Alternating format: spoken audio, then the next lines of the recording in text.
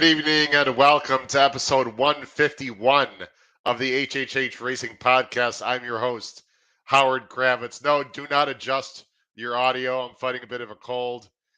So we're fighting through a little sickness tonight, but we are here anyway because I'm loyal to the viewers and listeners. Thanks for joining me tonight. Please make sure you subscribe on the bottom right-hand side of the screen.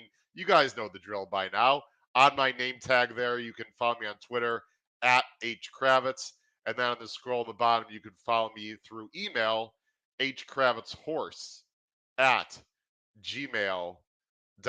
We're going to be covering like a glove the huge stakes day Saturday at Monmouth Park. It is Haskell Stakes preview day. They have 4 graded stakes, including um, the return of Hot Rod Charlie in the Salvator Mile. It's going to be fantastic. Look below the video player, ladies and gentlemen, for all of the promotions we have going on. The online store is not quite up yet. I'm still waiting to get that started, but it will be starting very soon.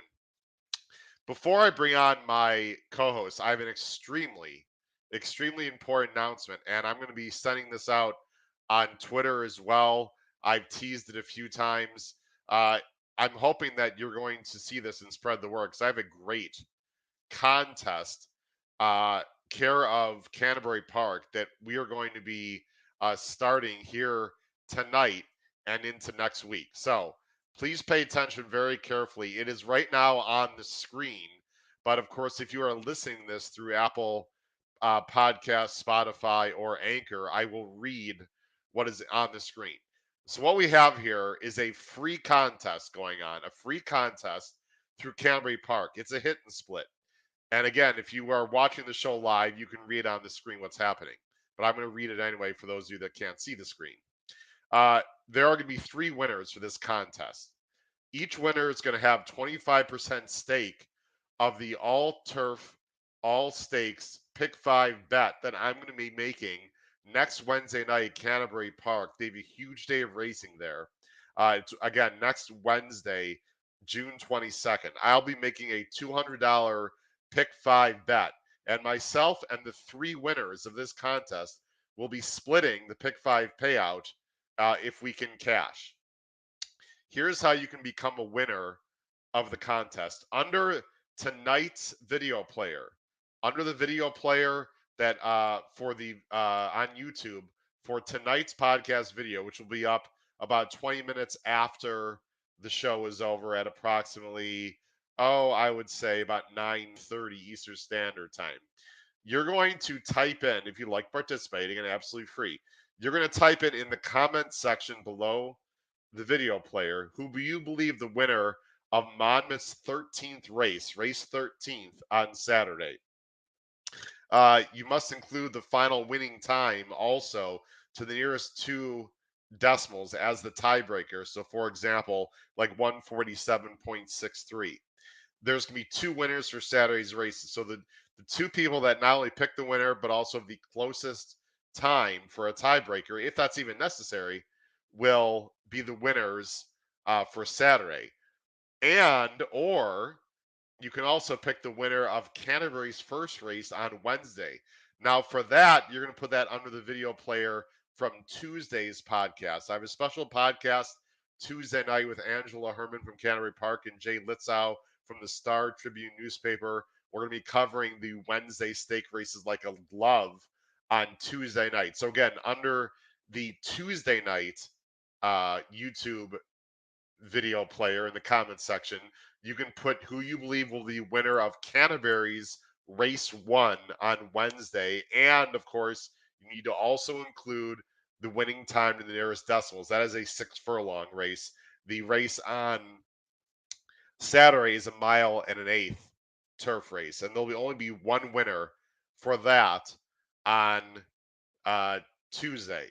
In order to be eligible, all contestants must either subscribe to my YouTube channel or follow me on Twitter, so make sure you take care of that. Please do not send me entries through Twitter or email. I will not accept any entries through Twitter or email. You must give them to me through the YouTube comment section below the video players. And again, you can only win once, by the way. So it is not possible for someone to win twice. But I'm sure we'll get 3 winners out of that. So again, you're predicting Monmouth's race 13 on Saturday and putting that below tonight's video player in the comments section, plus your guess to the final time nearest 2 decimals. And if you don't win that, you can try again on Wednesday. For Wednesday's race 1 at Canterbury. You're going to predict your winner for Canterbury race 1 on Wednesday underneath the Tuesday video player of my podcast. Again, also including the nearest 2 decimal places. So hopefully that makes sense to everyone. Spread the word. The pick 5 on Wednesdays is very difficult, but if I can hit it for my hit and split folks, it can pay thousands. You're talking about entering a free contest where you can literally possibly win $1,000. All you have to do is type in your guesses. So anyway, I'll be putting that PDF again also out on Twitter, minus the typo that I saw there, one misspelling. Anyway, hope you guys will be a part of that. All right, let's. I don't really have anything else to add. Let's jump right in to my fantastic co-hosts who've been waiting very patiently in the background. Let me make sure I am set with one other thing as I bring them on, and I am. All right, let's bring them on. From Mid-Atlantic, we got Pete Visco, and from the Saratoga Special, Paul Halloran. Guys, how we doing today? What? Yes, look at that. There it is. There, got the shirt. I love it. How does it fit, Paul? Does it work for you? Fits tremendously. And All right. Now you have to explain what 972 is for everyone. number of Twitter followers. There could be a prize for the 1,000th person. Not could be. Not There could is. be. I always It put it better on be. Twitter. Yeah. But you know what? I've realized the problem. Pete sort of egged me on there. But Pete, I like the idea. Here's the problem. Everyone's going to wait now until it gets to $9.99. Yeah, I know. We're never going to get to it. I realized after I did, like, oops, that might not be the best idea. Because now no one's going to follow until $9.99. I mean, it's not like we're giving away gold here, so hopefully they follow anyway. Look, just follow and then follow. Unsubscribe. Well, actually, if they don't unfollow, well, somebody you could set up another account if they want. It'd be tricky. They could set up another account and wait on that one and still be in the know before then. I'm going to tell everyone how they can get a free T-shirt. Ready? And some other merch, mate. Pete. Just have your family, your friends, whatever, subscribe like 28 times, and then you, as the host of the conspiracy, be 1,000. Just like right. There you go. Boom. There you go. Done. That's the Paul digging the shirt. Appreciate it. Hope you guys show that around town now and represent for everyone. All right, guys. As you know, I'm fighting a bit of a cold here. I think part of it's because it was like in the low 70s early this week, and then last 2 days it has been 98 and 97 in the Chicago area. So I don't know. The weather's all over the place. Guys, we're going to talk about the pick 5 on Saturday. It is it is being dubbed as the Haskell Stakes preview day. There's 3 graded stakes, 1 ungraded stake, and then the pick 5 is going to start with actually I thought it was a pretty difficult claiming race, and that's how we're going to start. By the way, last thing on the bottom of the screen, as you guys can see, Monday night I have a one-on-one interview with Ray Handel, fantastic trainer from Naira. So highly recommend everyone. Again, I'll put this out on Twitter, and I know Pete and Paul will help me spread the word there. When you have a chance to talk to a trainer and ask him questions or her questions, it's a great opportunity. So I hope all of you join me next Monday with Ray Handel. It's going to be half an hour earlier because Ray's got to get up early, of course, as a trainer. We're going to go 7:30 Eastern Standard Time next Monday, and then next Tuesday will be our Canterbury Mystic Lake Stakes Day, Mystic Lake Northern Nights Turf Festival. There we go. That's what they call it. On Wednesday. I was actually there in person last year. It was pretty cool. Not going to be there in person this year. All right, guys. Let's get to the stake races. We're just going to jump right in unless you guys have anything you want to say or do before we jump in. No, let's do it. Let's do it. All right. Let's just jump right in here. We're going to start. Let me go to our picks here. Hold on 1 second. Got to drop a banner. Let me drop this banner. I see we all have a comment. Pete, you want to take care of that comment? Is it worth showing? while I fix some Well, things in? it's already an entry for the free pick. So Oh, what, you want to show it? Steve is fast. He's well, you don't want to give his pick away. He might want Well, to keep it well, undercover. I'm assuming they're going to put it on the. Yeah, I know. I'm just They're going kidding. to put it It's up already anyway, right? visible to everybody. There you I go, would assume. Steve. Ever dangerous. By the way, I saw jockey unlisted is what I saw as of right now. Steve, I like it coming off a layoff. Sorry. By the way, what you see on the bottom, you can take it off now. Thanks, Pete. That's exactly what we want to see. He's got the pick and he's got the time. Steve, that's perfect. By the way, they are going a mile and an eighth in that race. So you might want to check out normal times of a mile and an eighth because, Steve, if that horse goes that time in a mile and an eighth, he's going to break the track record by about 6 seconds. So you might want to be a little bit careful, Steve, with that. All right. I'm not going to give information on how to think about a time for mile and eighth. You guys need to do a little research on that if you're not sure what a mile and eighth turf race will go. All right. Here's our picks for, there we go. Picks for race 10 on the bottom of the screen. Let me go ahead and share the PPs, folks. And there they are. All right. Pete, we're going to start with you here with race 10. We'll go full screen. Race 10, ladies and gentlemen, on Saturday. It's the start of the pick 5 at Monmouth. You can see it starts about 4:18 Eastern Standard Time. I do not have the Equibase entries, guys. We're just going to jump right to the PPs tonight. Pete, you're going with who I'm pretty sure is going to be the favorite in this race at post time. Little Miss Sassy, 5-2 morning line for a good trainer, but a jockey that frankly doesn't win too often. Yeah, but it's funny. My cousin who lives in New Jersey, Nick, he's going on to Monmouth on Saturday, along with A. Roth there. I see you're going to Monmouth as well.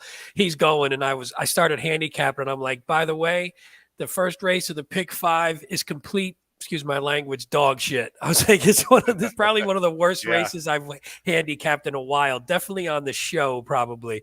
It's one of the worst. But I went with it's in the top few of ones we've looked at on the show that are pretty bad.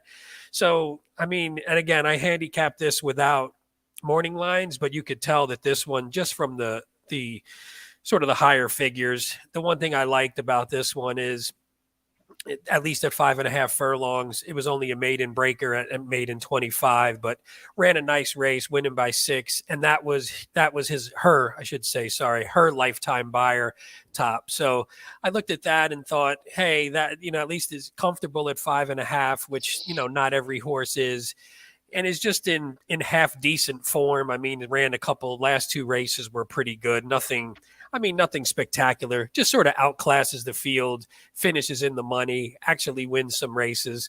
So in a field of crap, this is my least crappiest choice, I guess. By the way, forget the 5-2. This horse is going to be 6-5. Gotta be. Yeah, I was shocked when I saw the 5-2 morning line. I didn't even understand that. Four back, this horse won an optional 75,000 claimer. Yeah. And I was in for 12.5, which I guess you could say is a big negative, but well, it is a big negative. But that was the one note I had, was just the suspicious, the continued drop, and then all of a sudden this drop. You usually don't like that, but it's not like the horse has been, the horse at least had been running, and had been running okay and running well for this company. So, it'd be a nice favorite to beat. I just didn't love anything else, in all honesty. Yeah, this is clearly the horse to beat. A horse you have a second that I really didn't consider too much until I saw a stat. And knowing you, Pete, I'm sure this is the reason why you have the source in second. What is it you like about Sassy Charlie or Charlet? little fancy pants name there. Yeah, honestly, it wasn't a ton. I like the trainer Shisty had, and I apologize if I'm butchering that name, but was nice. First after the claim, it's a small sample size, but was 4 wins out of 13 starts and 7 in the money. So I was like, hey, that's better than some of the other stuff I've seen. And this horse did just win by 8. Again, it was with a buyer of 41, which is horrendous, but was the favorite, ran like the favorite, blew the field out, and now is picking up a trainer who is pretty good off a claim. So hopefully can take a step forward. Now you're talking, can we get up in the 50s, from a buyer standpoint? And again, taking a shot 10-1, which I thought was surprising, just because a horse wins by 8. maybe you figure it takes a little more money. So I could see it going down just because of that. Yeah, I mean, she was well meant. I mean, she's by Spicester, you know, I have Indian Charlie Dam. She was in a Maine special, Florida bred. Then she was in for Maine 40. So I the mean, look at her connections, odds. Her odds, she's always, I mean, look yeah, at I her. mean, She's 290, 210, 210, 180. the connections always thought something of this horse, and maybe the you know the light just went on, but you know perhaps I think she's interesting. I took a second look, and I have her in the mix. Paul, you're with the horse that I also have in the mix.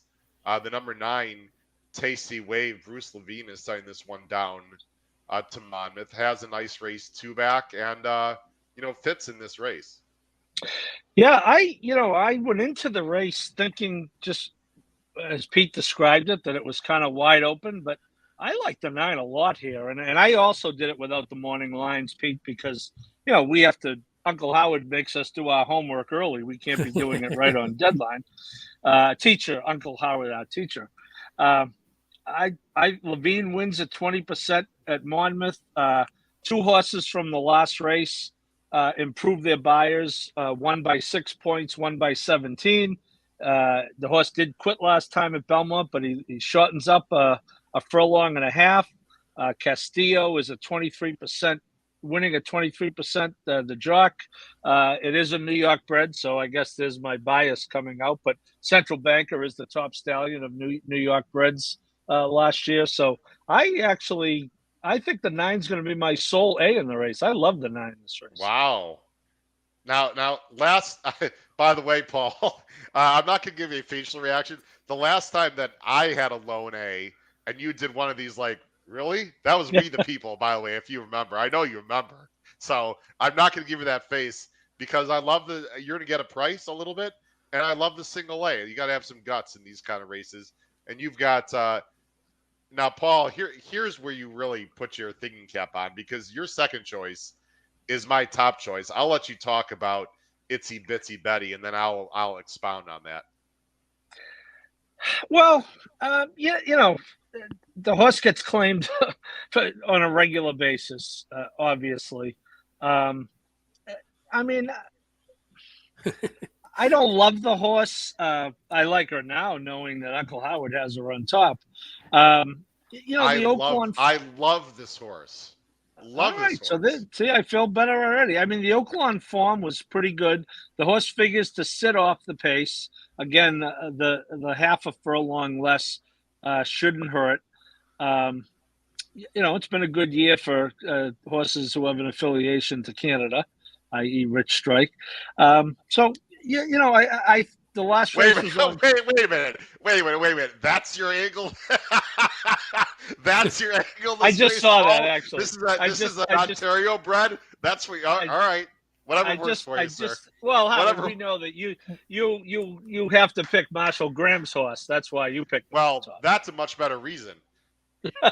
you don't think I have a little? You don't think I don't have a little intel here, Paul? Well, let's hear it. All right, let's just talk about it. I love this show. Can we watch the last race? First of all, I played this horse last time. I was in a live money contest. That's not why I love this horse, but I did play this horse. She was the 4. Okay, she's a speed horse, guys. She's absolutely a speed horse. I have no idea what the jockey was doing. The 4 breaks well. You'll see it here. And then for some reason, the the 4 breaks fine, but doesn't really go on with it. Okay, I mean, she's not really sending hard, and is not very aggressive, at least in my personal opinion. And then watch Paco, shockingly enough, comes over on the 4. Watch what happens here, guys. Whoop. Goodbye. Race is over. I don't even show anymore. I have absolutely no. Listen, you're again. I'm not a jockey hater. You're going 5, or what was it, 5.5? I can't even remember if it was 5 or 5.5. I think it was 5.5. Who cares? Whatever it was. You're going 5.5 on Monmouth's turf course. You're not going to be aggressive, then hold the inside. I mean, ridiculous. This horse. Take a look at the early time form, guys, in this race. Okay, I'm gonna scroll through real quick. The 1 is clearly the horse to beat. Okay, 89 early time form. 84, 103, but Luscious is bad in my opinion. 71, 107. Just remember that number, 107. All right, 94, 92, 94, 94.85. Based on time form, if you believe it, and Jimenez is usually pretty aggressive, guys, she should be on the lead. She should be on the lead. Not only that, guys, there's no closer in this race. Like, no one. Show me a horse in this race that has the ability to close. The only one that has the ability to close, in my opinion, is the one who clearly is the horse to beat. But I don't trust this jock. I don't trust the rail going 5.5. So my thought here, guys, is Jimenez is going to break aggressively. He's going to go to lead with her, and she can wire the field. If she doesn't get the lead, she's not winning. So I'll know in the first few seconds. I like the 5 guys at a price. Paul, is there anything you want to add to this race? You've got the one we already talked the one. I don't know if you want to add anything else. Yeah, I'm more, again, he's going to be the favorite. She's going to be the favorite. As you pointed out, Howard, they $75,000 race 3 months ago, 4 months ago, and now it's a fire sale all of a sudden. Yeah. I'll be using the horse as a B, and obviously won't be surprised when she wins. But I'm not going to lose any sleep betting against the one here. I hear you, and I like what I do like about your 9, and we're going to move on to the next race. Paul is the outside post. I do like outside posts with all the speed because then going 5.5. Because while the others like have to break on top, the 9 and your 8 peak could sort of break and sit and see, what it looks like. But again, those horses don't look like they really could pass anyone either. So this could be just one of those cluster fall apart 30-1 nonsense horses. But we'll have to see what happens, guys. Let's go to race 11 because I don't want to spend more time on that race. That's not very good. Wait a minute. We have a Kyle Roscoe sighting in the chat here. Let's see here. He's going to Fort Lauderdale. Wow. Oh, wow. Boy, man, this guy's just a jet setter now, Paul. The guy, hey, has, partially owns a G1, and now all of a sudden grade 1. That's right. He's a Group 1 owner, Howard, as they say in England. He's a Group 1 owner, and he's going all over the place. Hey, man. Well, Kyle, have fun in Florida. Hopefully, I'm sure it'll be nice and toasty and humid down there. All right. Race 11, guys. Let me switch my picks here. Paul, you're going to go first. There we go.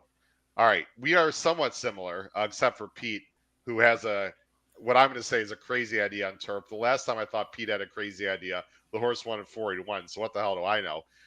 Paul, you're going with the 8. Sorry, this is the hold on, let me switch. There we go. This is the grade 3 Eatontown. It's a model 16th on the turf. It's for 150,000.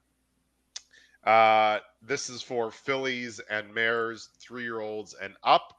And Paul, you're going with the number 8 in here as I scroll down. Good old Fluffy Socks, who I thought should have been DQ'd in California last year. Guess who was riding him, or was it 2 years ago? Actually, it was Thanksgiving a year and a half ago with Irad, who, by the way, went to Europe and got slapped on the wrist. We could talk about that forever, too. But anyway, Paul, what does he like about Fluffy Socks? This is what, 1 of 2 for Chad, I think he's gotten here? Yeah, 2 Chads and 2 Shugs. The race, okay. You don't have to give the race any more thought than that. I like Fluffy Socks a lot. I thought she ran a winning race last time. You and I, Howard, in person saw what a monstrous Bleecker Street is. Yeah. This horse was a half length off. I really think that was a winning effort. A grade 3, but a New York grade 3.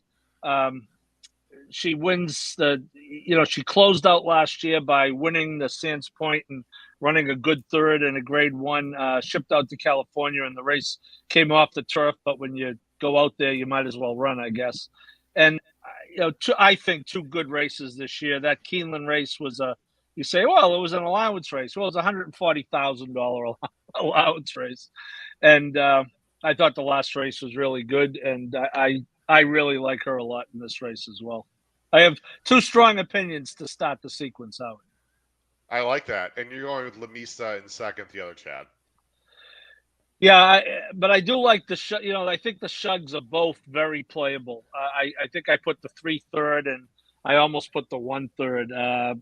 Paco's on the 1. He picks up him out for Shug. I think both of those are playable. But yes, I did go with the other Chad second. He picks up Johnny B. Rugier, we know, disappointed us, Howard, the other day at Yeah. Belmont. But certainly, High opinion was third though, and did come back and win out of that race. Just FYI. that's correct. He did, and She did. Yeah. second start of the year figures to get better. He's had 3 works since the last race, all on the turf at Belmont. I think there's a lot to like about the 7 as well. So I'm on Team Chad, which is no surprise. Yeah, I'll go next because I have this horse on top. I don't think she had much of a chance in that race against Rugier, who ran real well in that race. It was a slow pace. It was also her first start back in quite a while. I think she was a bit rusty. I know Chad can get a horse ready off a layoff, but I'm guessing maybe this one was a bit short. Gets Johnny V. I just think the 7 is more talented than Fluffy Socks. I could be very wrong though. Fluffy Socks is good. I've never. I don't know what it is about her, Paul. I've never been a huge fan of her. Maybe I should just get over that. But she's never run really that fast. She is only a 4-year-old though. I don't think there's much splitting these two, frankly. I do have the 6, Princess Grace. Excuse me, everyone. I have Princess Grace, who I think you make the strong argument is the horse to beat if she's ready. She's got tactical speed. She's running the mid 90s. She's a real nice horse. I thought she was a bit unlucky in those 2 runs at least the last one, she was definitely unlucky. And then she got beat by Glowing Global, who was fantastic on Breeders' Cup Day last year. I saw her in person. She is blew by everyone. That was Going Global's best effort in her career. I'm a little bit worried about this long layoff. Stidham has been also, I think, a bit cold so far this year. But anyway, I think Princess Grace is really talented. And I think she's very well meant. So I'm going with those 3. Pete, you got to tell everyone about Whimsical Muse. 10-1 morning line. Does just come off a win, although I want to show that replay because the number 1 Vigilante's Way was also in that race, who I thought had a lot of trouble. What is it about Whimsical Muse you like, Pete? Well, it's funny when I watched the replay. Whimsical Muse originally was going to be a toss for me. So, because especially it was a 25-1 shot, basically just had a glory trip, just sat right behind. I forget who the speed was, but it wasn't like top notch speed, sat right behind as you'll see, just got the perfect trip. And you're right. Vigilante's Way had all kinds of trouble. Didn't get a good ride. I thought definitely should have. I mean, the ride, I didn't understand it because he's so indecisive. Should I go in? Should I go out? I didn't know what he was doing. I'm like, you had a hole basically. You probably could have taken it, and it'll come up sort of eventually. But why didn't you stay to the inside? I don't know what he's doing. I mean, I was completely puzzled by it. So the only reason I didn't, and I sort of like the 1. I mean, I have the 1 will be on my ticket as well. I sort of like that horse. But when I look back at the 5, so I also look 4 back. Out, by the way, look at the calp out. I mean, wow. Yeah, the 1 is Vigilante's Way, who's also the 1 again on Saturday. Go ahead. Yeah. So with the 5, I was sort of price fishing a little bit too, and I was like, with the 5 on paper, I didn't love it. And again, when I saw this race, I'm like, I just caught a good trip. And that was why she won. But then I looked. So she ended the year last year with a couple nice races, had a decent buyer, got an 82 with a win, gets claimed, then runs, first race back, it's off the turf, just runs terrible. So that muddies it up immediately. Then goes a mile and a 16th. And if you watch that race, the ride by Lannery, who I am completely against always, was just horrible. He was choking her. He just wouldn't let her go. It seemed like she's tactical. If you look at her best races, she's in second, third, first. She's pretty tactical. Yeah. He's choking her back and he's got her in the back. And then when it was time to run, she just was done at that point. But then actually finished up, she ran on a little bit. It was just too far back. And then comes back and gets the win in the next one with a career buyer top 87. So I'm thinking if she runs better 2 back and isn't choked out by Lannery, and luckily he's off her now, then maybe you're looking at a horse that I think could be a lower price in this race. So I'm looking at it going 10-1. I'll take a shot. Again, this is a little bit of a spread race for me anyway. So I figure I'd like to have one price in there. and this is the one I came up with. At least it's shown can win races. Again, it wouldn't be the top choice, but I think what you said was perfect about Princess Grace. She looks like she lays over this field. If she had one race under her belt, I assume she'd be like 4 to 5 in this race, probably. But that long layoff, you just don't know what you're going to get coming back. Yeah, no, I never criticize anyone for taking a price. Pete, you've come with the prices before. If the 5 wins, I'll be completely out. I just don't see it. But you make some valid points. Maybe she is just improving. And if we didn't make it clear, everyone, she was the 4 horse in that replay we just saw. So she did win the race. She was the 4. By the way, real there. quick, I do like Fluffy Socks probably the most. My concern with her was she just a lot of times she leaves herself a little too much to do. And that was Yeah. my concern. I didn't know. I mean, there's a little bit of speed. There's some speed in this race, but I There is. worry that even see at this distance, she's 1 for 5, but 3 seconds. So she just sort of always leaves a little too much. And you want to hear one quick funny stat. So going into this weekend, Chad Brown in graded stakes races with Manny Franco was 0 for 28. And then now has won his last 2. So Franco won the last 2. He won with I think Tribuvan. Did Tribuvan win? Tribuvan was one. That was actually one. And then I can't remember who I have it probably here, but Paul, you are an evil man. Paul was so happy to tee that up, Pete. I just look at this guy. It was just like Christmas Day for him. Did you know that so one? Happy to tee that one. Hey, up. Howard, he knocked me out of everything too. So. I know. I don't even want to talk about that anymore. Andy Sterling, by the way, you know that boy Andy Sterling liked that horse. I did hear that. I'm happy for Andy. All right, let's move on, guys, to race 12 here before we get ourselves in more trouble. It sure looks like this is a 3-horse race because if everyone sees our picks at the bottom of the screen, you'll see why. I'm going to go ahead first here in this race. This is race 12. This is the Pegasus. No, not the Pegasus World Cup. It's just the Pegasus Stakes, 150K. This is for 3-year-olds. This is the local prep for the Haskell. Mile the 16th on dirt, of course. $150,000 is the purse. I didn't get too creative here, guys. There's a horse that looks very tough for a lot of reasons. The number 4, electability. It wouldn't be fair to say the horse is improving, at least based on the buyers, but faced obviously We the People last time, although did get blown away. Has tactical speed. There's not a lot of speed in this race, guys, at all. It's not the strongest field. I don't like this horse so much that I would single him by any means, like in a horizontal play. He's just the most likely winner. I think he's well spotted for Klarovich stables. I really don't have too much to add. The horse that I'm interested in, though, quite a bit, and this is a horse, if you guys remember, this is a horse I chased last time on Preakness Day, is the number 3, Mr. Jefferson, who is a big, rangy colt who didn't have the best trip last time in the Sir Barton when Ethereal Road sort of freaked. He's interesting. There's not a lot of speed, which is my biggest concern. If somehow Vargas can work out a trip, he has a number 2 back that absolutely fits here. It's not the strongest field. He's been working well since. I don't know. There's something about this horse that I think he has talent. I just think he's a big goofball. He hasn't put it together yet. And then I have in third, Homebrew. I have to admit, I didn't watch the replay too much. Beating Kuchar is really not saying too much, but it's a Brad Cox. Second star off the layoff. Nicely bred. Is improving, is working well. In fact, I can understand why Pete has this horse on top. So, Pete, we'll just go to you. Obviously, this horse needs to step up, but probably not by much. No, that was my thinking. This is one that looked like it had. Here's a Roth with a Homebrew was once my Derby horse. Yeah, that sort of went by the wayside, unfortunately. But he's on the Derby futures with my Command Performance, who was exactly Day and still hasn't won.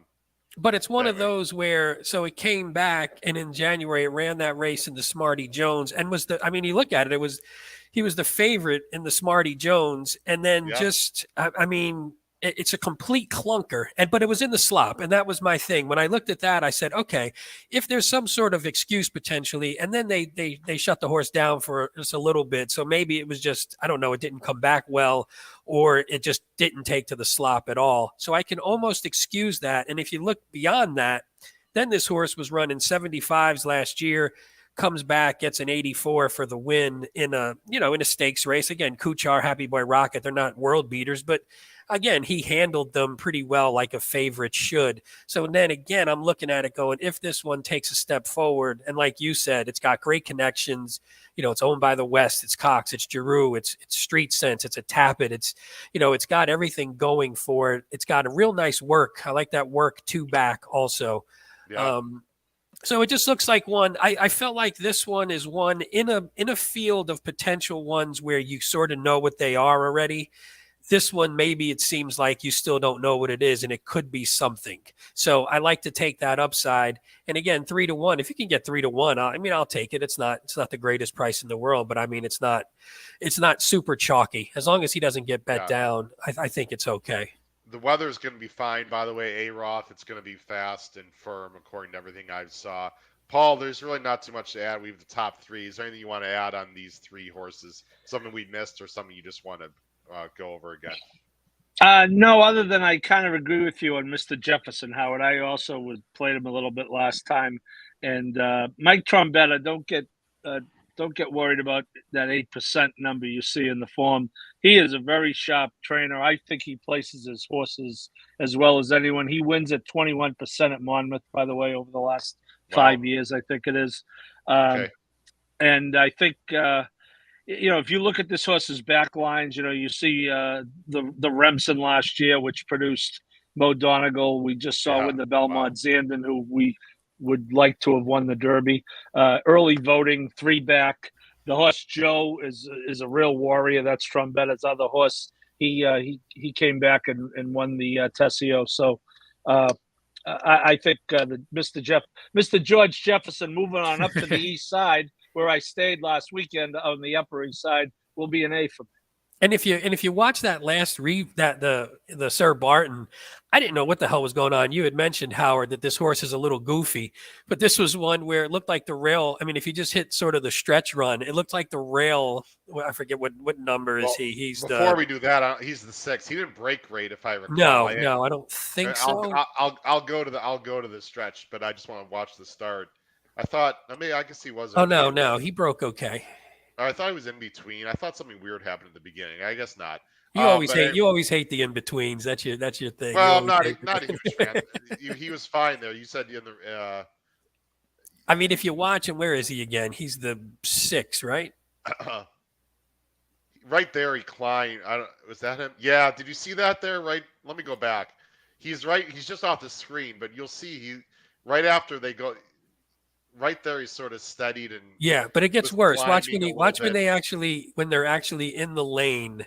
Okay, it's just sort of puzzling because it looks like he may have a way up the rail to make a move. And here, you see Ethereal Road sweeps. There's the 6 on the right of your screen. I mean, look how wide open the rail is, and then watch. So you're like, oh, he's got. Because I remember I had him too, so I was looking at it, going, okay, he's coming up the rail. This is beautiful. Now that horse bears in a bit, but the 6, if you watch the head on, the 6 completely overreacts and just sort of goes outside for no apparent reason because the 10 didn't come over. If you look at the head on, it didn't come over that egregiously. So I just figured if this horse can run straight, then you're getting a decent price on it. I don't know. He's a goofball. I wish there was more speed in this race.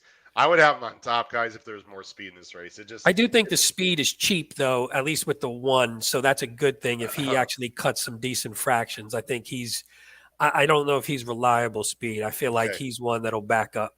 All right, let's move on to the next race, guys. Race 13 here. Excuse me. It's the Monmouth Stakes. Now, let me go back to my contest one more time. If you join me late, we have a lot of people that are watching now live, guys, that were not watching before. So again, if you joined us late, there is a contest that involves this race. And I'm not going to read it all again and go through the whole thing. But if you'd like to participate in the contest, this is one of the contest races. You have to pick the winner of this race we're about to go through. Put your prediction in the comment section under the video player of this podcast and your the final time of the winner. This is a mile and an eighth turf race. I'll just say it should be somewhere between 145 to 150. I mean, somewhere in that ballpark. So if you want to have a chance to have a 25% stake in my pick five next week at Canterbury Park, which is going to be a $200 bet and a huge field in these pick fives, which is definitely going to pay. You have to find the winner of this race. And I chose this race, guys, because let me take this off the screen. I chose this race. I thought it was pretty open and pretty interesting. I'm going to go ahead. Actually, sorry, we're going to go to Pete. Gets to go first in this race, I believe. Pete, you're going with the 2-horse, which none of us have. Did I write that down correctly, Pete? Was that right? Yeah, that's all right. None of us have tax at all in the top three. I shouldn't say none of us. I mean, just Paul and I. I took a look at this horse carefully. I don't want to say anything about this horse, Pete, because I want you to explain Tax, who's trained by Danny Gargan. Joe Bravo, who was Mr. Monmouth Park, in the irons off a long layoff will absolutely be a price. Yeah, and this is one where this is the kind of horse that I wind up I gravitate towards because there's some back class to it, and it looks like there's something there, and then it winds up just crap in the bed. So take the 2 with a grain of salt potentially, but what I mean, I always had a soft spot for this horse, and I just sort of I've bet him a few times, and I've liked him in some races. But if you look at the races he's running in and the competition he's going against, it's pretty high class. So he's obviously got the class to be in this race. He's tactical enough where he can get on the lead, and this is a race, if I recall, I'm looking at the pace ratings now, it's sort of devoid of speed. The 7, which I know you picked, is one of the only other, I think, not pure speed, but speed horses. So I feel like if this one is ready, and the one thing I did like, Danny Gargan, it's a small sample size, but like 300 plus day layoffs. He's got 7 wins out of 12 starts. Again, it's a real small sample size, 9 in the money, but it just shows that he's at least been able to get horses ready off of pretty lengthy layoffs. So I have some confidence there. The only thing I didn't like you have Arch. Arch has really good, has some graded stakes winners in turf routes. So you're getting something there. On the dam side, you're 0 for 10 in turf routes. But on the, so I figure at least the sire side, so there is some turf pedigree there. And again, it's turf. You got some turf pedigree. You have back class. You have a trainer who could get a horse ready off a long layoff. You got Joe. By the way, I'm missing Julie Crone and Jerry Bailey in the PPs, guys. That's sort of Julie Crone. Cool yes. This is the dam. Excuse me, the Grand Dam on the sire side, Aurora. I used to watch Julie Crone at Atlantic City race course when it was open back in the day. Absolutely has turf pedigree on that side. Yellow was. There's not a lot of turf pedigree. I'd say a little bit. No, but Arch look pretty deep. Arch has multiple graded stakes winners on turf, so there's something there. So it's not like this one's just devoid of turf pedigree and devoid of anything else. And again, you're getting the horse at 12. This is a very much a spread race for me. Like you said, I think it's pretty wide open. So I'll take the back class and put this one on my ticket. Turf routes, Arch has sired. Let's see he's got some good ones. If you go into 25 winners and almost 26 million, including. I'm just trying to look. Grand Arch is one of his better ones. I'm just looking down the Jake Skate. Anyway, obviously Arklow, who's obviously. There were multiple graded stakes, so I'm like, A Roth. There we go. You have got A Roth loves this horse. Pete, you've got the 3 in second, and then I'll go to Paul's selections. Yeah, I'm not getting too overly complicated with the 3, and I think I have the 3-6. I have the 2 Chads in second and third. This is just one where I don't feel like getting beat by the Chads. Again, this one has back class, has races that obviously 3 back, 4 back, 5 back. These are all races that could win this race. So this is just one that fits. The last one back, the first race at 22 was really a clunker. And I don't really have much of an explanation for that because, like you said, Chad usually has him ready. But I don't know. You give Chad the benefit of the doubt and you hope he brings him back and he's ready this time. Uh, uh, Paul, I gotta ask you a question, sir. I have mad respect for you, not only as a handicapper, as a person, as you well know. Did Chad Brown pay you off or something? What is it? Every time now Chad's got a horse, you got to pick him. Like, Well, Well, I didn't mean, you say Chad, that? Didn't you Monmouth, is say Chad that too winning? back? Didn't Is you say Chad's that on winning our? percentage 85%? Did I miss something? Didn't you Isn't the say that guy? on our Tuesday pod, Paul? Didn't you say I'm throwing the Chads in every time now? You were a I, man of your Jeez. I, word, at least. You're a man I of your just, word. I just said you got to use them. I didn't say All you right, had to use them on top. tell us why Sacred Life is going to win. Well, I like him a better of the two Chads. No, I think Sacred Life.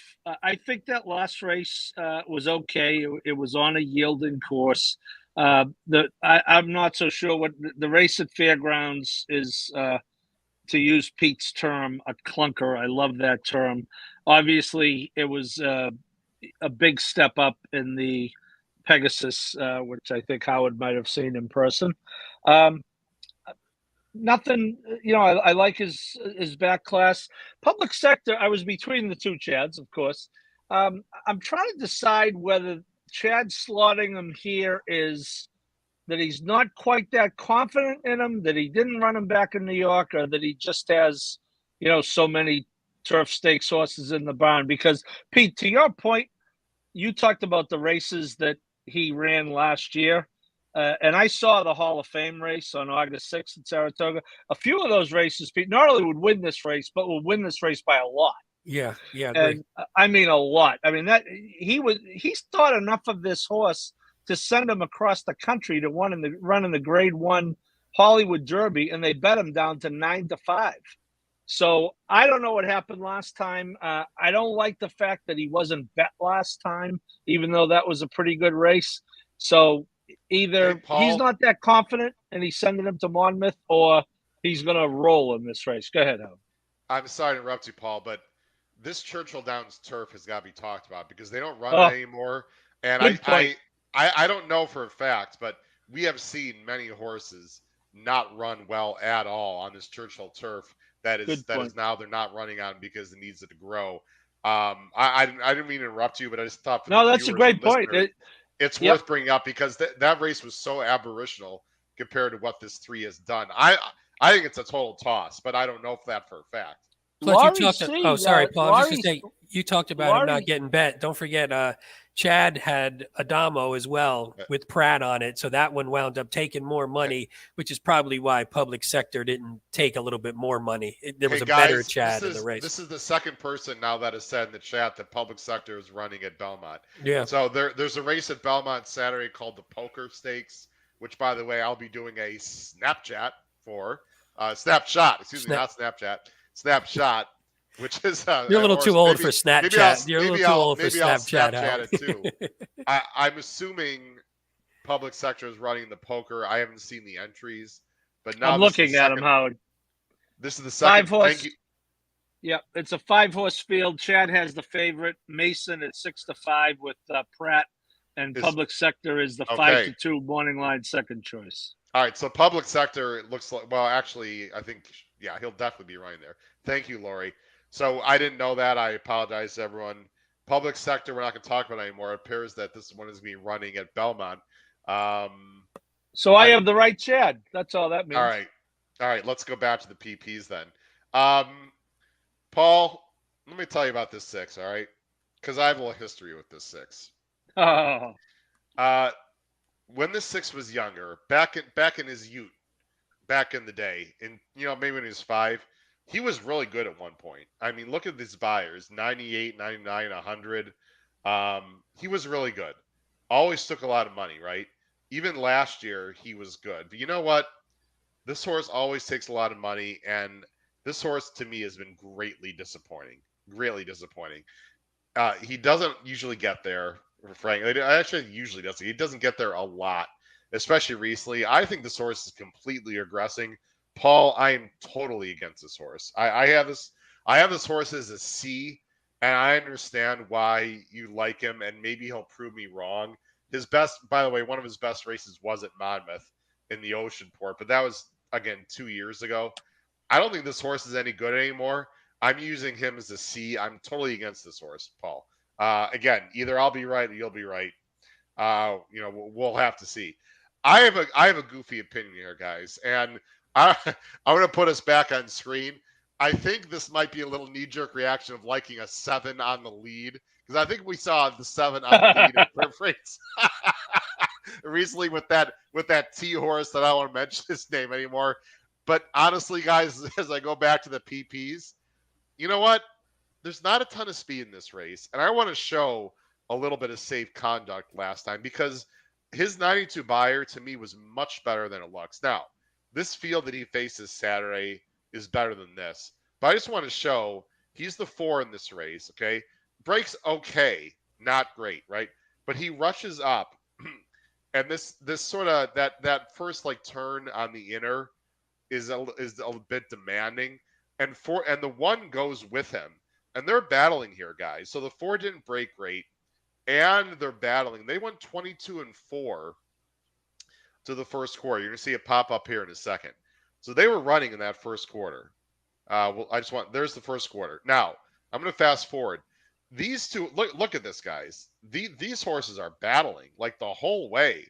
Again, safe conduct is a 4 in this race, and I'm just gonna fast look. They're continuing to battle.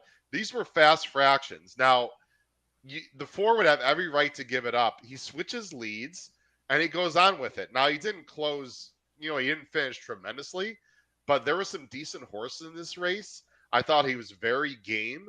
I think he's getting better. He holds on, I mean, relatively comfortably, not by a lot, but he was pushed hard, guys, and I don't see a lot of speed in this race. Now, Pete, I am concerned about your tax because if Gargan just sends the 7 or the 2, I could be in trouble. I hope Lascano is very aggressive. If by some chance Safe Conduct can get the lead here, I think he's very dangerous at a huge price. I'll know in the first quarter mile if this horse has any chance at all. I'm against this. There's a lot of horses I'm against here. I have the 3 in second. Obviously, I'm not going to be using that horse. I'm not going to use Sacred Life. I guess I would default to TD Dance, guys, in third. But Jason Barkley, who's the new trainer for Brad Cox, has got horrible stats in grade stake races on turf. I don't know why the connections decided to take this horse off of the hands of Brad Cox. I actually saw this horse, guys, run at Canterbury in person on June 23rd last year. I was there. He got a horrible trip in that race. In fact, Drew came off the track, guys, and let's just say he was upset. I don't at himself, not anyone else. But anyway, the source is improving. He's getting better. I could use him on top. I just don't understand the trainer change. So I don't want to be too hard on Jason Barkley, guys, but that's a little bit weird to me. So He's got a I'm a he's little got a negative. really bad. I had him as a Yeah, first after he the did win trainer with switch. It was he, like 3 out of 48 first out of the trainer switch. he did win the But Spooky Channel. He did win the Spooky Channel in the winter, by the way, with a turf horse in a stake race. So I'm sure he's capable. I don't know. This is just an effed up rate. This is weird. I don't like the 6. Pete, I think the 2 is not impossible if he's ready. I just see strange stuff happening here. In fact, Paul, you got the 11 in third. Do you want to mention the 11 before we go on to the last race? well, just it was strictly, to someone on the board. He's on the board, 75% of the time. Vicky Oliver Yeah. is having a pretty good year. The horse is going to be closing, but let me just go back to Tax. I have 2 observations about Tax. All One, right. I don't think he's going to be the price of the morning line because the people in New Jersey are going to be tripping over each other to bet Joe Bravo in his homecoming. 2, I agree with the Stallion side pedigree on Arch that, as you said, Howard, there's less than 0 turf pedigree on the dam side. And Danny Gargan, you talk about who I like, but you talk about Barkley, graded stakes on turf, he's 1 for 10. So this isn't exactly a power move for Gargan, although I like the layoff stat, Pete. So I think at like 6 or 7 or 8 to 1, Tax could be overbet in this. I just don't see this horse at all. But anyway, that's my observation Yeah, on Tax. this is a weird race, especially with the 3 out. I don't know. I would go price shopping. I think we all actually would agree to some extent. Well, other than Paul, I suppose, on top, but even Paul might be price shopping underneath. I'm guessing because Yeah. if the And Chad doesn't, Manny Franco's riding well on turf, Howard. He won a big stakes at Belmont on the he turf is, last he week. is, he is. I'll give you that. I have the Uh, 11. I have the 11 on my ticket too, though, Paul. I kind of like. There you go, Pete. okay, There you go, Pete. I kind of like since they put that one on the turf. I think again I think we're going to yeah, need a little bit of speed for that one, though. I think we're going to need. We can't let like Howard's horse or Tax just get on the front and lollygag around. I think we're going to need them to heat it yeah. up just a little bit for Hidden Stash, especially coming And, from the 11. and what's the significance of the jockey on the 11, Howard? You'll remember this. We had a conversation about this guy. Oh, I know. I know the answer to this question. He rode Bleecker Street at Tampa Bay, right? Yes, he did. Yes, he did, and did a pretty damn good job. Although Undefeated. that horse is pretty good. If we have time, speaking of which, Howard, at the end, I want to have 30 seconds for a jockey, musical jockey rant on the Belmont, but at the end. Okay, no problem. Let's go to the last race, guys. That looks like it's his race. The last race, there's a horse in here that I'm sure, when the entries came out or the nominations came out, some of the connections were not real happy with a horse that's in this race because it would have been hard to imagine that the number 3 Hot Rod Charlie, winner of over $5 million, would be running in this flat mile, Salvator Mile here on dirt.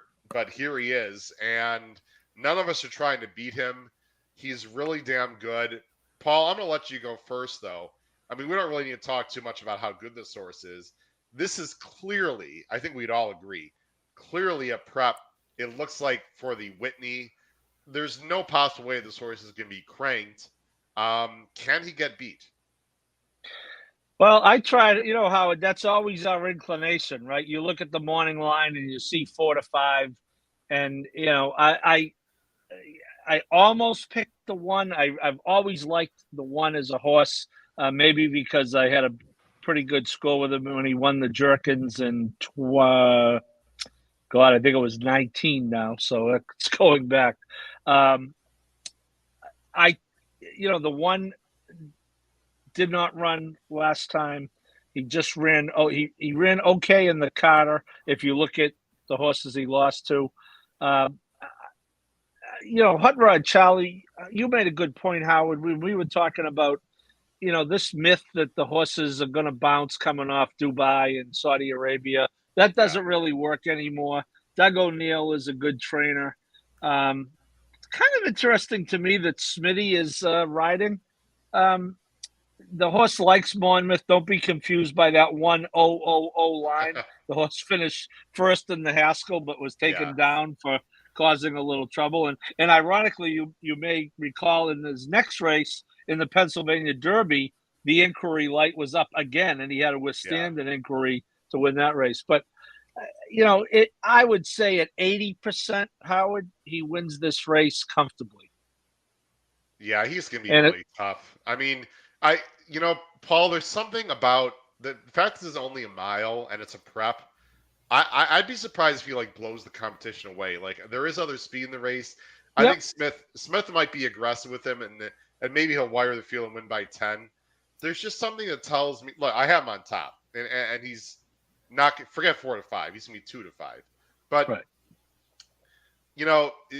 it's hard for me to believe that he's not gonna be ridden somewhat conservatively, not to save something. It's just one of these races. Pete, I'll let you go next. It just feels like one of these races that he's not going to win by 10. Like something weird's going to happen, or he's not meant to go a mile. There's just a prep.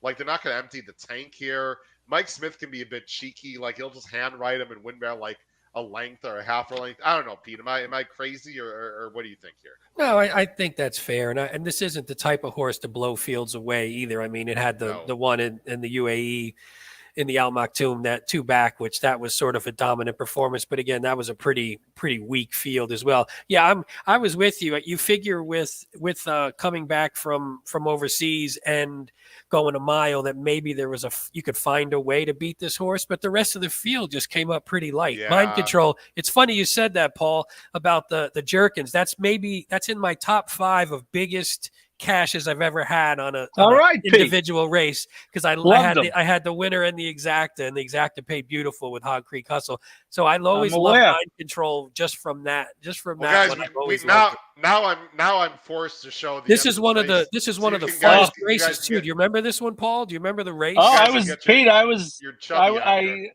was there to watch it and cash in person. It's an unbelievable race.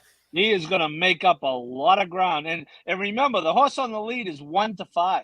That was what's his name? Chancelot. Chancelot. Yeah, but the guy who's in jail, Navarro. Right? Oh, yep. You usually don't run those down. Here they come. I mean, look, this is a 1-5, 3 lengths clear at the 16th pole.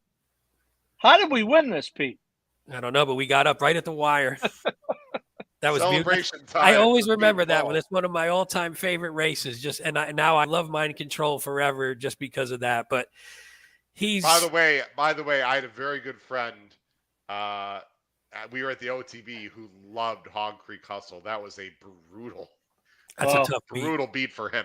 But anyway, Pete, Mind Control. The last race, I'm tossing it out. I don't know if he just didn't like Churchill. He had no chance against Jackie's Warrior. He's run well at Monmouth. And he's run well going a mile, 2 turns at Parks. I actually liked him in that race 3-back when he beat Silver State Warriors Charge. If something really bizarre happens, I think he could win. I don't think it's like completely impossible. I don't mean it's not impossible, because I don't ever think of Hot Rod Charlie as like some. I don't think of him as like super upper echelon. I always think of him as sort of a second. No. I'm talking about I don't think he's, but I don't think he's not like unbeatable upper echelon. He's no flight line. He's no. Can we talk about Charles? Can I give you one? Can I give you one stat on Hot Rod Charlie if you want to go negative against him? All right. So Doug O'Neill bringing horses back, shipping horses back from foreign countries. He's 2 for 33 wins. So if you want a negative stat, there you go. I'd love to see who those horses are, and I love your stats, Pete. I'll just speak for myself. That means nothing with this particular horse. That means nothing. No, I know, but I'm saying it's a legitimate. If you're no. Yeah. Listen, I'm not poo-pooing your stats because it's a valid stat. It's not a small sample size. I just don't think this horse is just different than the ones he's had. He should beat this by 5. Yeah. And this spot is different. So if he gets beat, I don't think it's because he's coming from back home. I think it's because of the distance. I just don't think he's a mile horse. I think that he's more like one pace, long-winded type. Doesn't have a lot of gear switches. That'd be my reason. Guys, I have Cheryl Spite in 3rd, and I think Andy Serling made an excellent point on Twitter.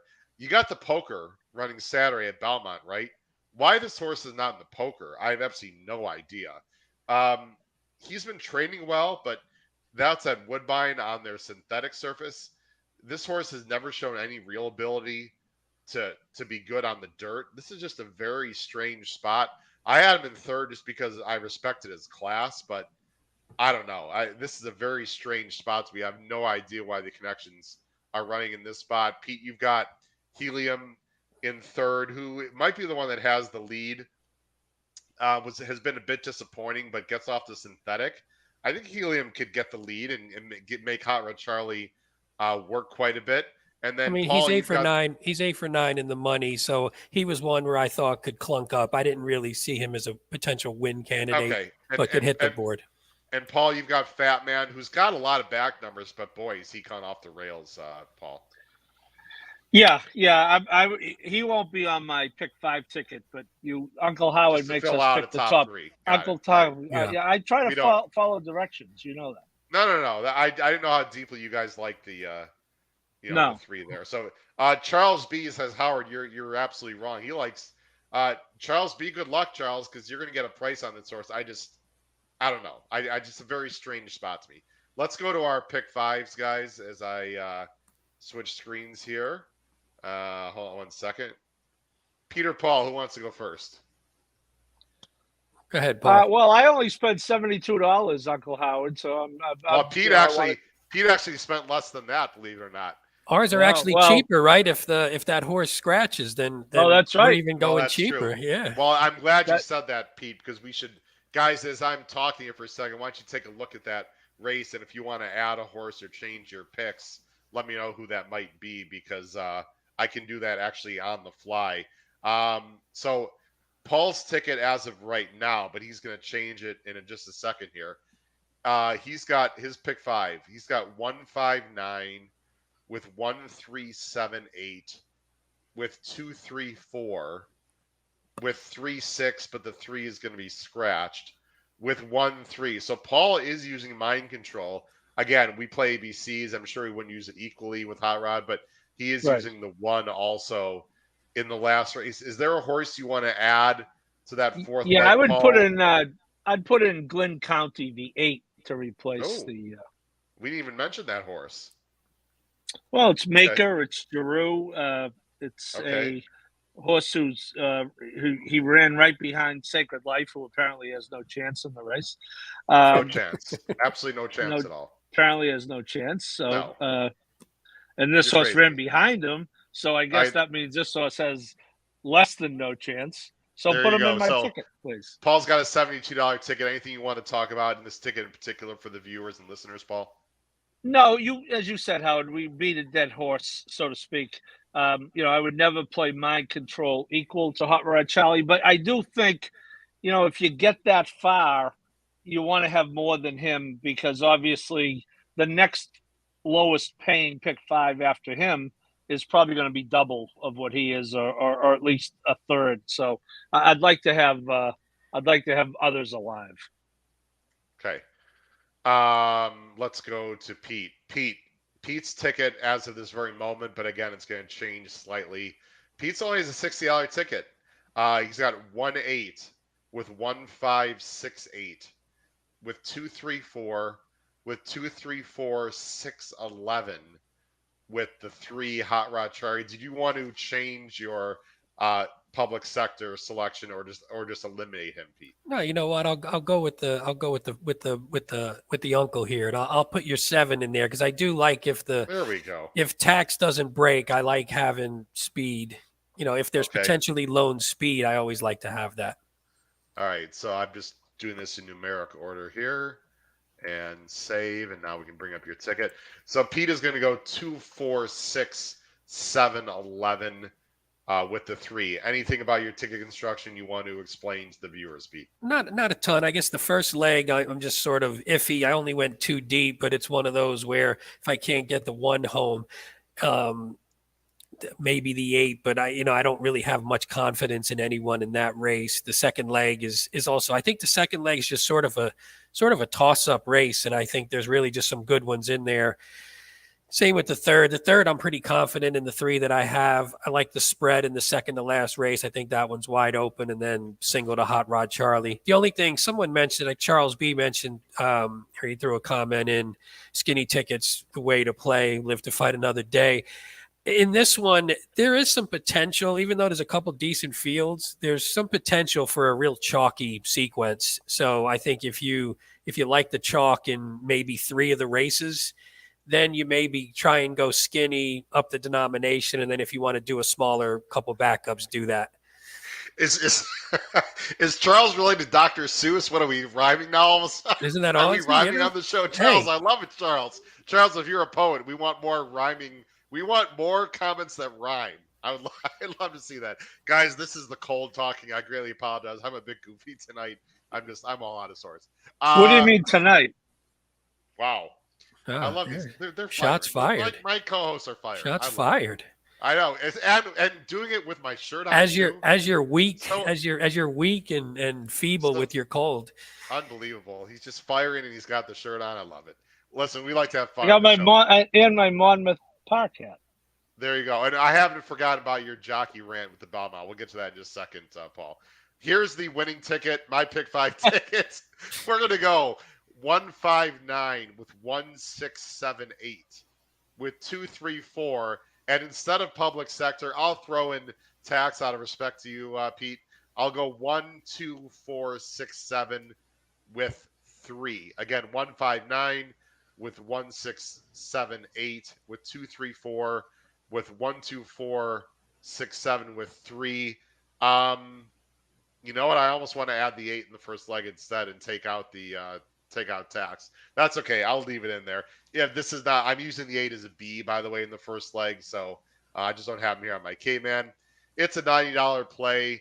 Guys, it's basically a pick 4 if Hot Rod Charlie wins, right? So you got to go price shopping, to some extent if you think Hot Rod Charlie's just a lead pipe cinch, or not play the pick 5 and maybe play a pick 3, that ends in the Monmouth Stakes. That's not the worst idea either. If you don't, actually, I think that's a great idea, guys. If you don't like the first leg because it's a cluster, crappy claiming race, and you think Howard Charlie's going to win, don't you think a pick 3 race 11, 12, 13 would be a nice bet, Pete? I do, because I think that 13 is wide open, so you can get some prices there. And the other two, I mean, they're good races. They're not. There's no rollovers in any of those. So. Charles, definitely a fan of Dr. Seuss. Charles, I'm glad you got a good sense of humor. Our viewers are awesome. All right, Paul, as I bring up the closing banner and we wrap up the show, you want to go on a Belmont Stakes jockey gymnastics fan. Go ahead. Well, look, I get it. Rosario is an elite jockey. Okay. He's I don't think he is the best. He is one of the best. You saw him on Jackie's Warrior. That was an easier, but he rides that horse very well. You saw him on Nixon. I get it. I'm not stupid. Okay.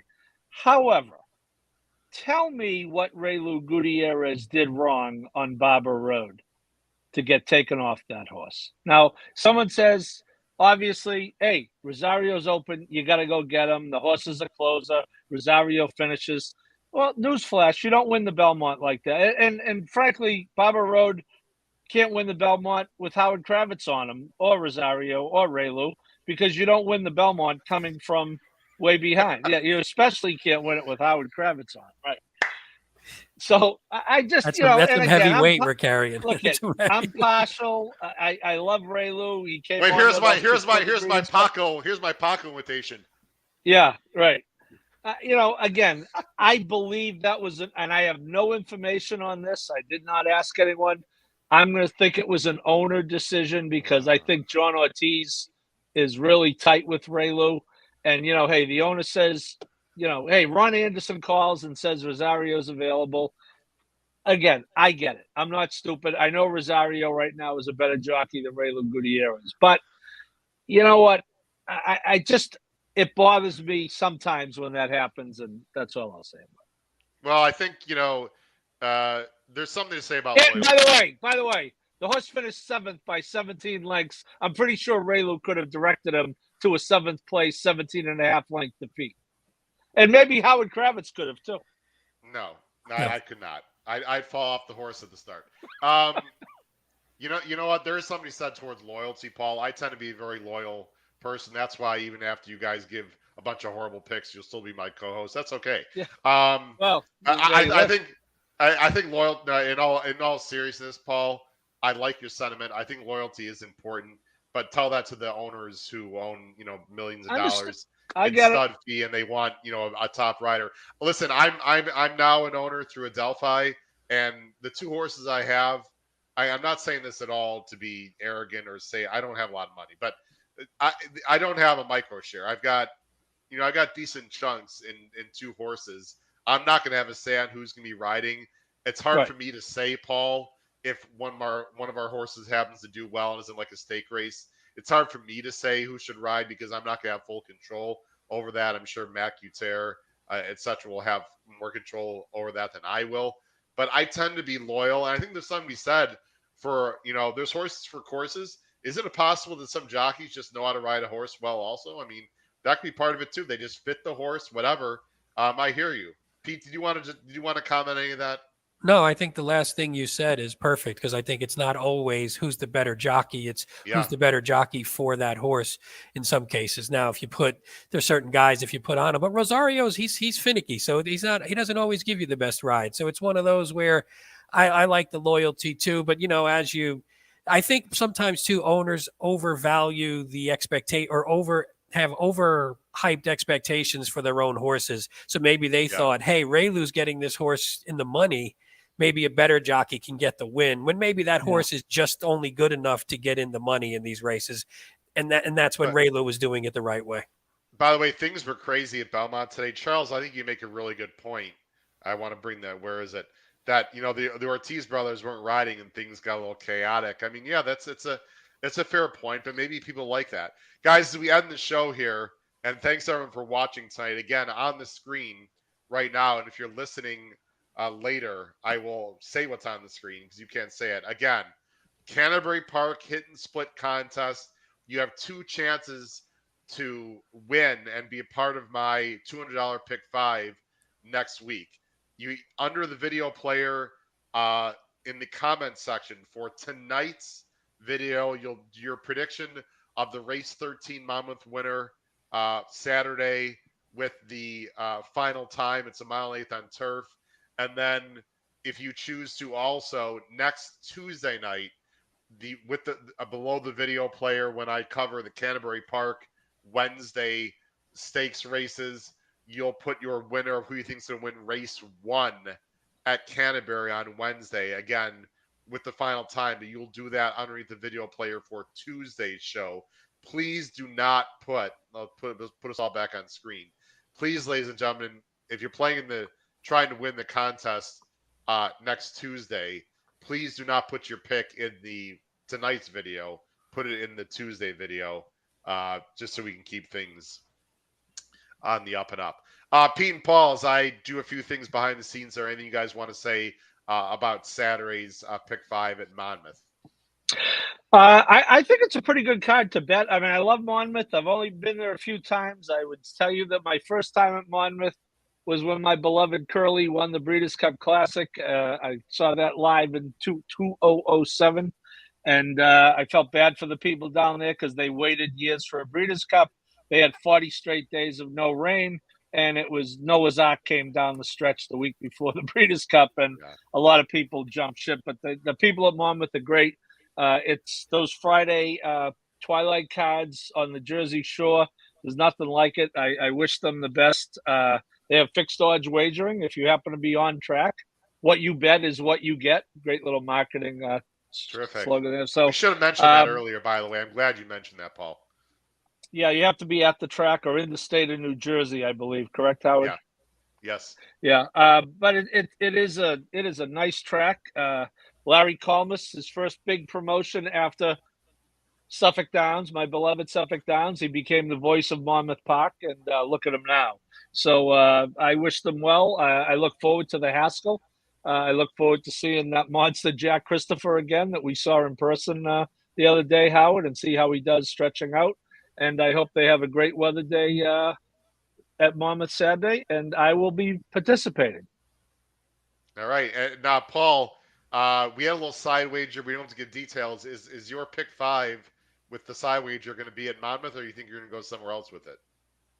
It'll either be Monmouth or Belmont. I got to look at the Belmont card, but it's probably going to be Monmouth since Uncle Howard had me do all this work on the Monmouth card. So it'll not be a caveman, though. Okay. All right. Sounds good. Did you say will or will not? Will not. Okay, good. I like that. I want the best chance to win. All right, Pete, anything you want to add before we close it out? No, good luck to everybody if you're betting, and hopefully we gave out a winner or two here. And by the way, I think when I did the 10 minutes to post segment on my first time on the HHH Racing Pod, you asked me what my favorite track was, and I said it was Monmouth. I said that was when the no whip rule was just about coming, so I was like, maybe not anymore, but in person, inside, I just enjoy that track. They have the hanging silks of all the all-time great horses, and it just has a good track feel to it. Like it's not corporate, it's not too clean. It just feels like you're at a racetrack, and it's got a lot of history and a lot of pageantry in there. So it's always one of my favorite ones to go to. Haven't been there in a while, But so it's nice to play one. It's nice to hit that track this week off, not the Haskell. It's nice to hit it on sort of an off weekend. Terrific. Well, I hope to go there someday as well. Pete Visco and Paul Halloran, it's been fantastic. For these two gentlemen, this has been your host, Howard Kravitz, episode 151 of the HHH Racing Podcast. I'm going to take care of this cold and hopefully be better next Monday. Again, you don't want to miss this, guys. Ray Handel will be here just one-on-one live, 7:30 Eastern Standard Time, Monday night to talk about his horses in Adelphi Racing Club. And then next Tuesday, Angela Herman from Canterbury Park and Jay Litzow, who covers Canterbury Park like a glove for the Star Tribune newspaper in Minneapolis. The three of us are going to be covering what is a huge day at Canterbury Park next Wednesday night. And if you want big fields, they're all double. How about a pick five, guys? 10% takeout, double-digit field sizes in every single one of them. It's going to be great. So hopefully we'll see you next Monday and Tuesday night. Good luck to everyone at Monmouth Park on Haskell Stakes Preview Day this Saturday. Take care, everyone. Have a great night. Bye-bye.